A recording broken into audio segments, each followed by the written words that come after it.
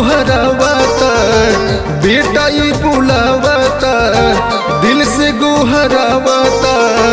आई बुमाई घरे हमरा या सरा लगावता, सरधा पुरा जाई तू, बेटा घरे आ जाई तू।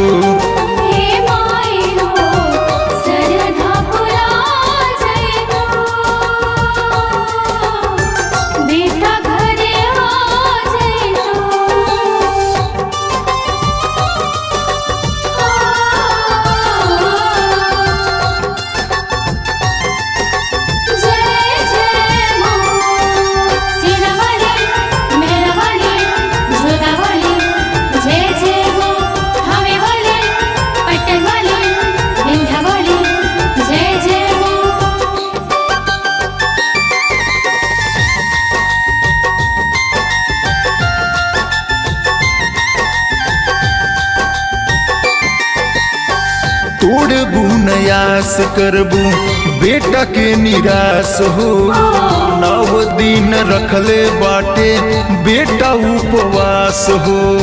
9 दिन रखले बाटे बेटा उपवास हो।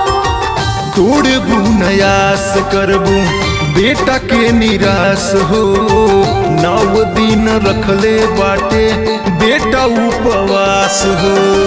दर्श दिखा जाई तू, बेटा घरे आ जाई तू।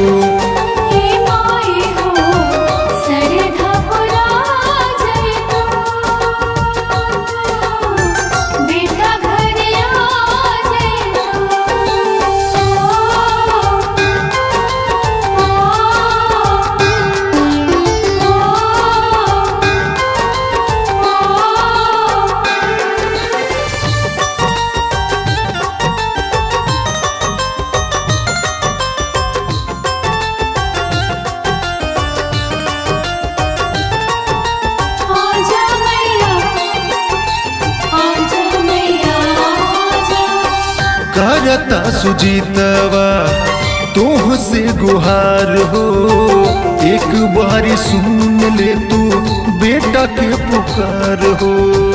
एक बार सुन ले तू बेटा के पुकार हो। करता सुजीतवा तोह से गुहार हो, एक बारी सुन ले तू बेटा के पुकार हो। भागिया जगा जाई तू, बेटा घरे आ जाई तू।